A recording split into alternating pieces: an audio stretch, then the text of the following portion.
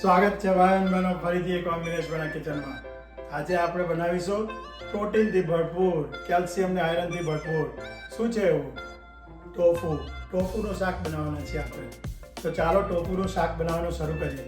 હા, પહેલાં ચેનલને જરૂરથી લાઈક કરો, શેર કરો અને સબસ્ક્રાઈબ પણ કરો અને તમારા મિત્રો સાથે એને શેર કરો. ચાલો તો બનાવીએ ટોફુનું શાક. તો ટોફુનું શાક બનાવવા માટે આપણે લઈશું 450 ગ્રામ જેટલું મીડિયમ ફર્મ ટોફુ. બહુ કઠણ નથી લેવાનું અને બહુ નાજુક બી નથી લેવાનું. એને સરસ મજાના કટકા કરી દેવાના છે. આવી રીતે કાપી લીધું છે. આવી રીતે આટલા સાઈઝના કટકા કરવાના છે. હવે આપણે શાકભાજીમાં નાખીશું ગ્રીન પેપર ને કાંદા. તમારે જે શાકભાજી નાખવા હોય તે નખાય છે. કોર્ન નાખવા હોય, ગાજર નાખવા હોય, કોઈ બી શાક નખાય છે અંદર. હવે એક પેનમાં આપણે તેલ લઈશું. બહુ તેલ લેવાનું નથી.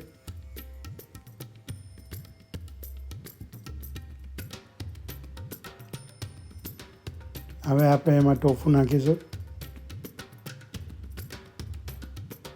આ પ્રોસેસ જરાક નાજુક અને ધીરે ધીરે કરવાની છે. નાજુક એટલે કે મેક શ્યોર કરવાનું છે કે ટોફુ તૂટીને જાય જ્યારે આપણે હલાવીએ.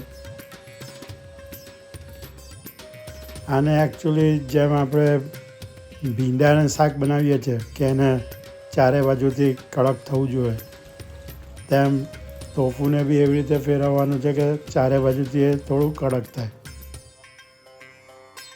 એની અંદર હવે આપણે સમારેલા શાકભાજી નાખી દેવાના છે. તમે જે કોઈ બી શાકભાજી સમારેલા હોય એને ધીરે ધીરે થવા દેવાનું છે. મસાલામાં આપણે આમાં ધાણા જીરું પાવડર નાખીશું.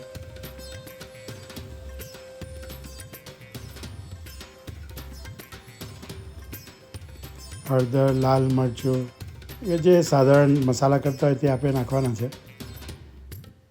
આ 2 ટીસ્પૂન જેટલું ધાણા જીરું નાખ્યું છે. હળદર પાવડર, લાલ મરચુંનો પાવડર નાખીશું. સ્વાદ અનુસાર છે આ બધું. મીઠું સ્વાદ અનુસાર. ચપટી ભરી હિંગ નાખીશું આમાં.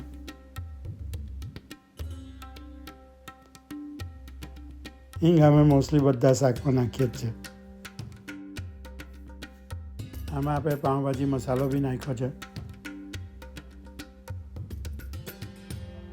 પાઉંભાજી મસાલાથી થોડો સ્વાદ સારો આવી જાય છે. બસ આને આવી રીતે હલાવ્યા કરવાનું છે. શાકને હલાવતી વખતે ધ્યાન રાખવાનું છે કે પનીરના ટુકડા તૂટી નહીં જાય. ને મેક શ્યોર કરો કે ચારે બાજુથી પનીર શેકાય, કડક થાય. ગાર્નિશિંગ માટે કોરિએન્ડર નાખીશું એની ઉપર.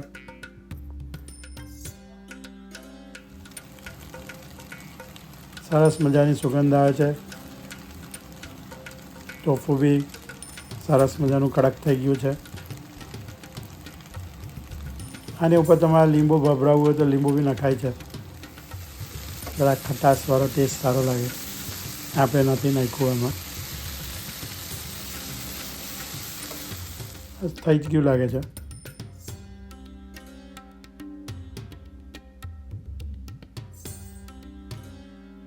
આને આવી રીતે બી ખવાય છે.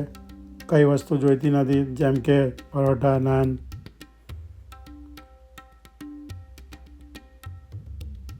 બસ તો થઈ ગયું છે. સરસ મજાનું દેખાય છે શાક. ટેસ્ટ બી કરી લઈએ. તમે જોઈ શકો છો ચારે બાજુથી એ સરસ કડક થઈ ગયું છે. તો ચેનલને જરૂરથી શેર કરો, લાઈક કરો, સબસ્ક્રાઈબ બટન દબાવો. અમારી ચેનલને જોતા રહેજો. અમને પ્રોત્સાહન મળે છે. કમેન્ટમાં જરૂરથી લખજો તમને કેવું લાગ્યું. જય શ્રી કૃષ્ણ.